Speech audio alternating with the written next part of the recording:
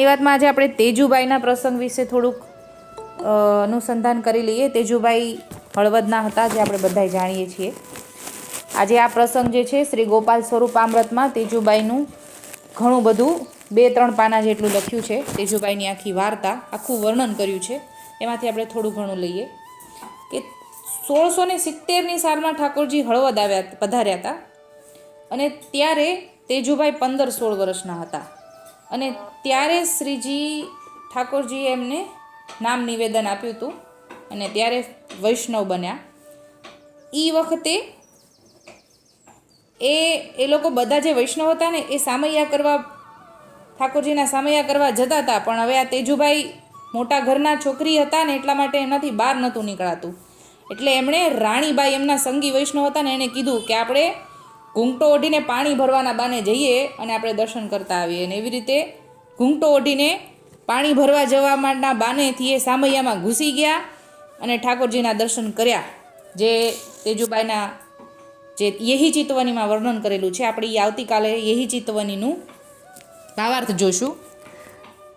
એ ત્યારે ઠાકોરજીના એમણે દર્શન કર્યા જ્યારે 15-16 વર્ષના હતા અને ઠાકોરજી એમના ઘરે પધાર્યા, જીવનદાસના ઘરે.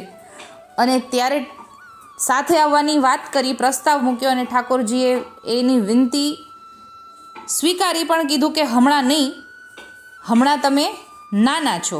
શ્રીજીએ કહ્યું, તેજુ તારી વય છોટી છે તો સાથે ક્યાંથી રાખીએ? અમો પરદેશ કરીને ગોકુળ પાછા પધારવા પ્રયાણ કરશું તારે તાને સાથે લઈ જશું, એમ કહીને સાંત્વના આપી.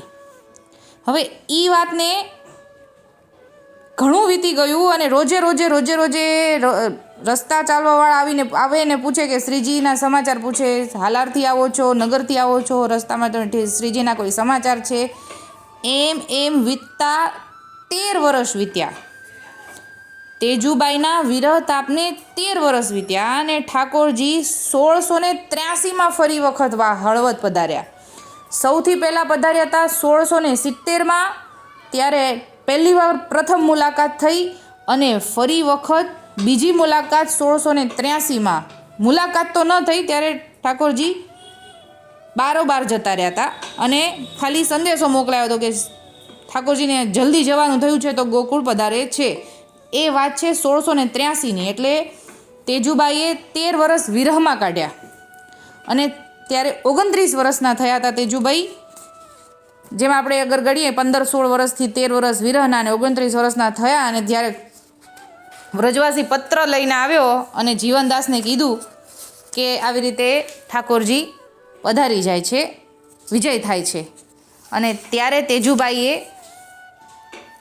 સતત 2 દિવસની વિરહ અવસ્થામાં યેહી ચિતવનીનું પદ રચ્યું છે. અને યેહી ચિતવનીની છેલ્લેથી બીજી કડી એ લખતા હતા, ગાતા ગાતા એમના પ્રાણ જતા રહ્યા. અને છેલ્લી કડી એમના પપ્પા જીવનદાસે પૂરી કરી અને જીવન જન્મ સફળ કર્યો તેજુ પહોંચી પિયા કે રૂપ રસીલી. આ છેલ્લી કડી એમના પપ્પાએ લખી છે. બાકી આખું ધોળ જે એમણે પોતે લખ્યું છે વિરહ અવસ્થામાં, અને છેલ્લે એણે આ ધોળ લખતા જ તે પ્રાણ સદેહે પહોંચી ગયા. એમના છેલ્લી કડી જ્યારે લખી ત્યારે એકદમ પલંગ ઉપર એ ઢળી પડ્યા અને બીજા દિવસે એણે જોયું એના પપ્પાએ. એને પહેલાં ઉઠાડવાની ઘણી કોશિશ કરી, પણ એમના પપ્પાએ 10મી અવસ્થા જાણી અને જેવી ઠાકોરજીની ઈચ્છા, હે પ્રાણનાથ, આપ આશા દઈને અધવચ્ચેથી પાછા પધાર્યા, કેમ ચાલશે? એમ કહીને સૈયા ઉપર ઢળી પડતા એ ઓળખી ગયા કે આની 10મી અવસ્થા છે. અને પછી બીજા દિવસે સેવામાં પહોંચીને જીવનદાસ જોવે છે તો એ પલંગ ઉપર હતા જ નહીં તેજુબાઈ. અને પછી એ સમજી ગયા કે આ સદેહે પહોંચી ગયા છે. અને પછી એમણે આ અહીંયા પૂરું કર્યું. આ પદની છેલ્લી લીટી પૂરી કરી કે જીવન જન્મ સુફલ કર્યો તેજુ. એટલે આ તેજુબાઈનો જ આખું દોડ છે અને છેલ્લું પૂરું એના પપ્પાએ કર્યું. એના દાદા જીવનદાસ, એમના દાદા. બરાબર. અહીંયા આગળ આપણે આટલું જ બોલીને નાની વાતને આજે વિરામ આપું છું. અને તેજુબાઈનો જે પદ છે એનો આપણે આવતીકાલે ભાવાર્થ કરશું. યેહી ચિતવની નાની વાતમાં જ ભાવાર્થ કરશું. બોલો શ્રી ગોપાલ લાલ કી જય.